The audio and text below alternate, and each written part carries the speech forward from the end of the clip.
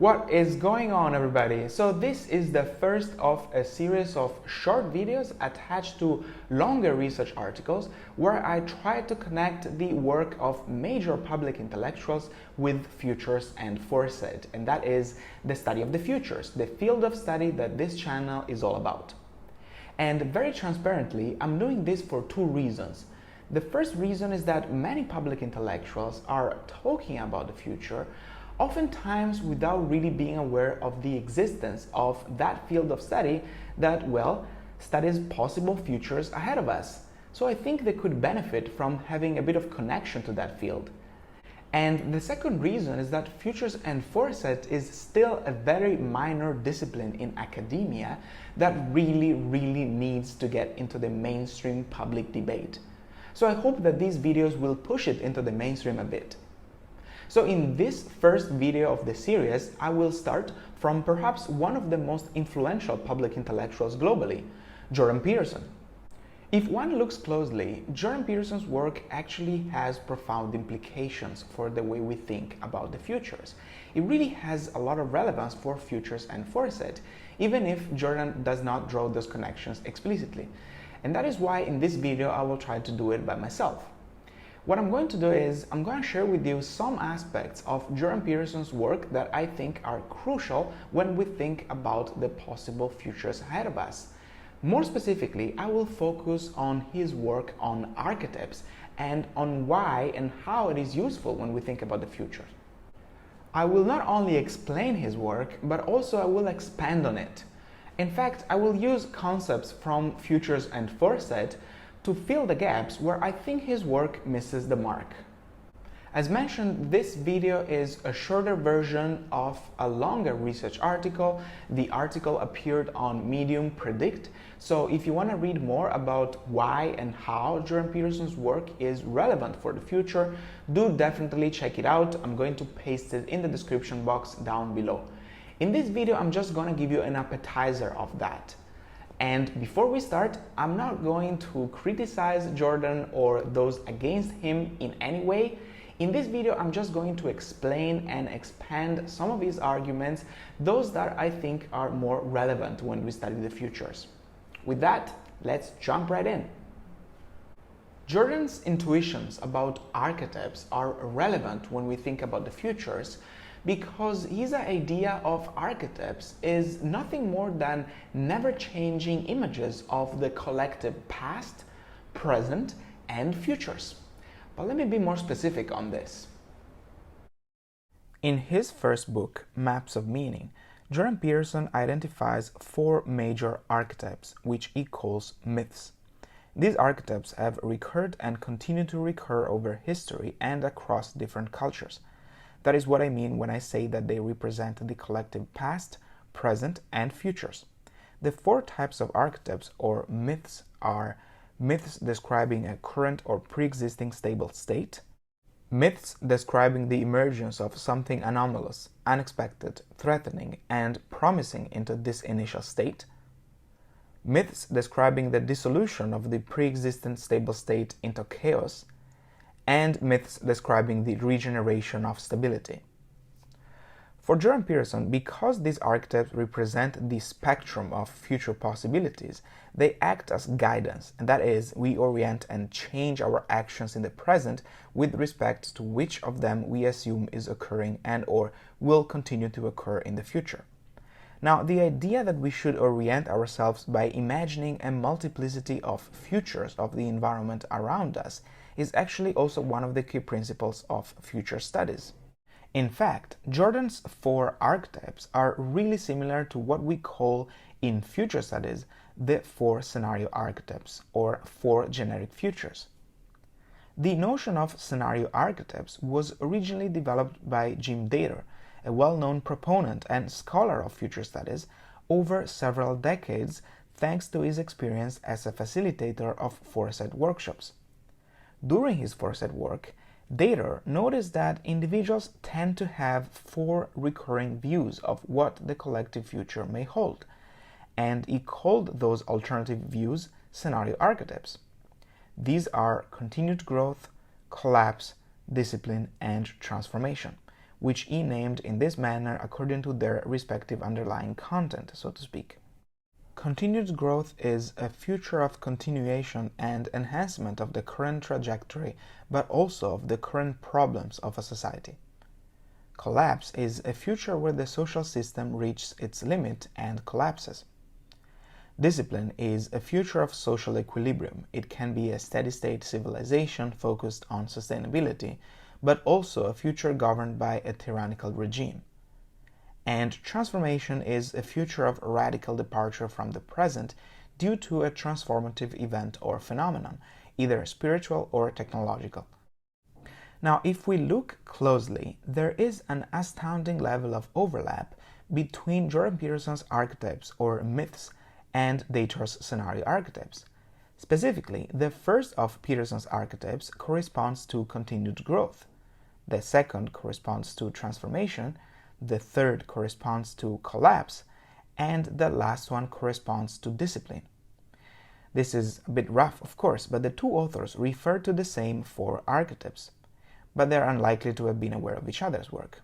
Now, I bring this up because despite the astounding similarities, there is an element of Dator's archetypes that is missing in Jordan Peterson's archetypes, an element that would help us to explain why Jordan Peterson believes that archetypes are so important.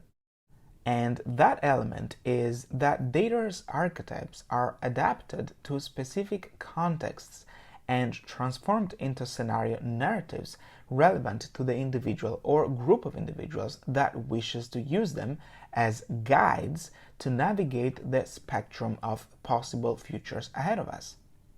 In other words, the abstract concept of scenario archetypes is made concrete by turning them into context-relevant narratives telling detailed stories of the specific environment around real-life individuals or organizations. This is the reason why the four scenario archetypes have been used quite successfully by hundreds of individuals and organizations all over the globe as a scenario planning framework to help them navigate the futures.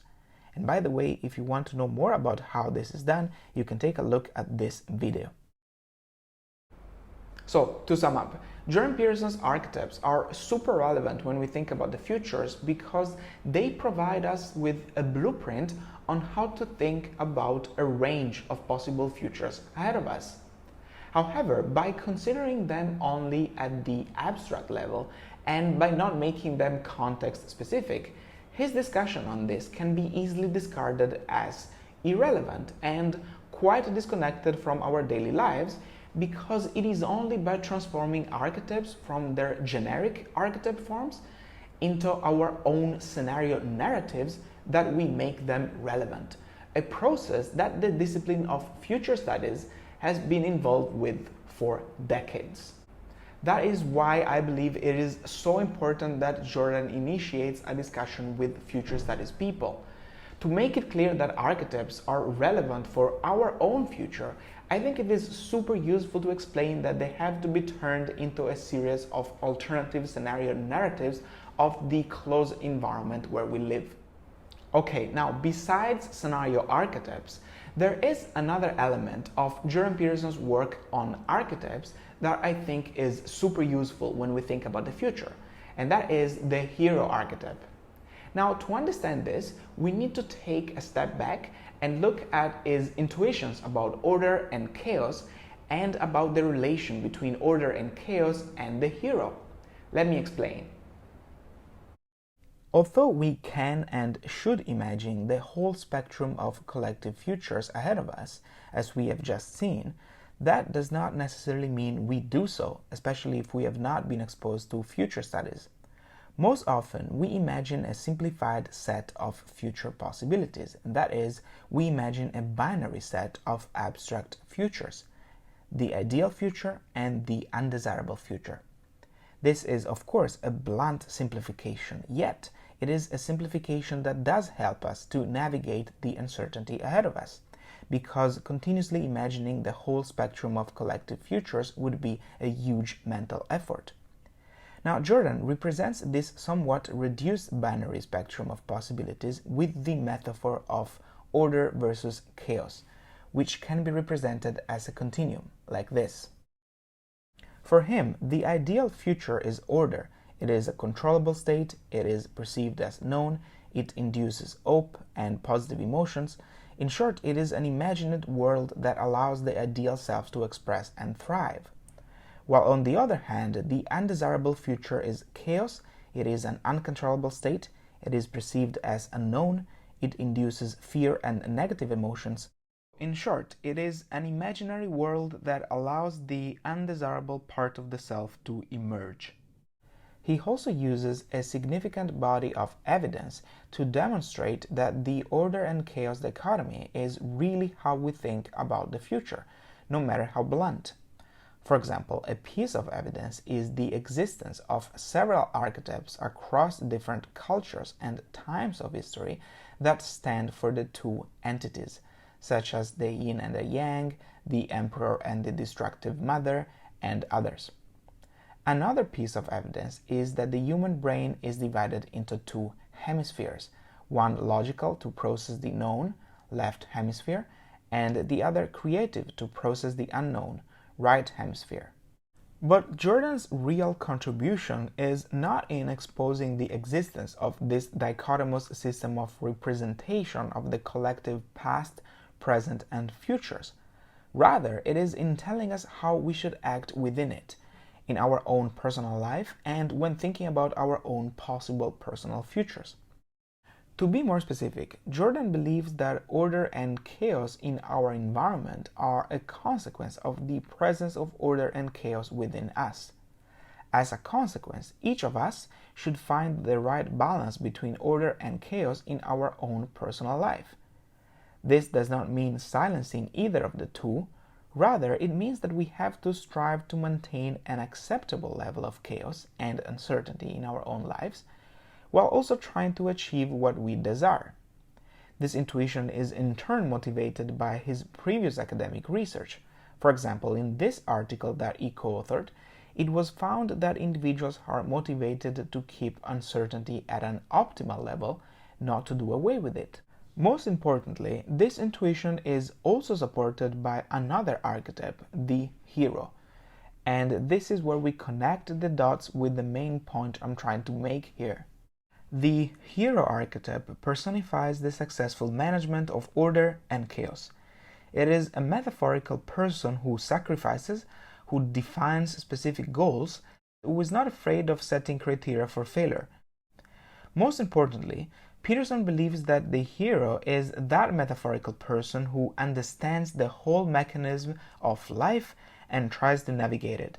And by the whole mechanism, he means the never-changing battle of order versus chaos within the self, and as a consequence, outside of the self. However, my take on this is that the battle of order versus chaos is actually a simplification for two reasons. The first is that it is a simplification of a more comprehensive set of possible collective futures ahead of us, and that is the scenario archetypes discussed before, each of which has order and chaos within it. And the second reason is that it is also a simplification of what each of these collective futures would mean for ourselves, that is, scenario narratives.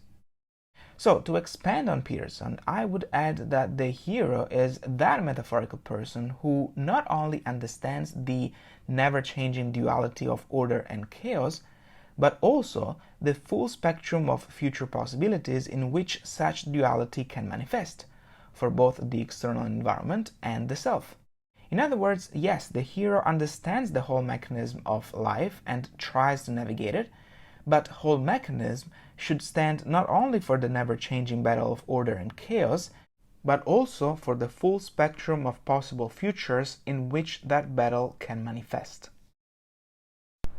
So, to sum up, clearly Jordan Peterson's hero archetype is also relevant when we think about the future, but specifically in this case it's about our own personal future rather than the collective futures ahead of us as in scenario archetypes that we already discussed. And it is relevant because the hero is a personality model we should strive to attain, metaphorically of course, in our own life. However, my own view of the hero archetype is a bit expanded, if you will, compared to that of Jordan.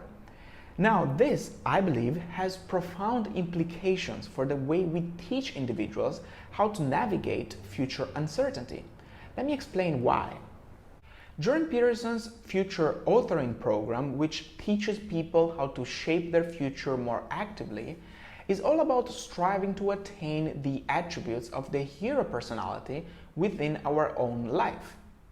The program asks participants to elaborate on their ideal future, including the obstacles to attain it, and on the future to avoid.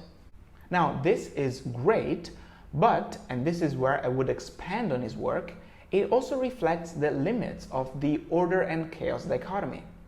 As the discipline of future studies teaches us, the future is not just about the best case and the worst case scenarios. There is actually a range of possible futures ahead of us, both for the environment around us and for ourselves. So this dichotomy can actually be transcended by using concepts from future studies. And we do this by teaching individuals how to create a range of possible futures of the environment around them, and then, after that has been done, by teaching them how to strive for the ideal future, be warned against or even prevent the worst case scenario, yes, but also by teaching them how to create plans and strategies that are more robust against a range of possible scenarios. So I think this is super useful because it allows us to have a more comprehensive map about the future made of several scenarios rather than a simplified version of such map, and that is only the best case and the worst case scenarios. So this is my idea of the hero archetype, a personality model who is prepared to several possible futures out there. So I really hope that you liked this video, and I hope it was helpful for you to know more about how and why Jordan Peterson's work is relevant when we think about the future, and about how the discipline of future studies and foresight can actually enrich and expand on his work. If you want to know more about other reasons why Jordan Peterson's work is relevant when we study the future, do take a look at the longer research article that you will find at the link in the description box down below. If you liked this video, I would super appreciate it if you could give it a thumbs up and subscribe to my YouTube channel so that you can be posted about the next videos of this series about public intellectuals and the futures. And I will see you in the next video. Bye!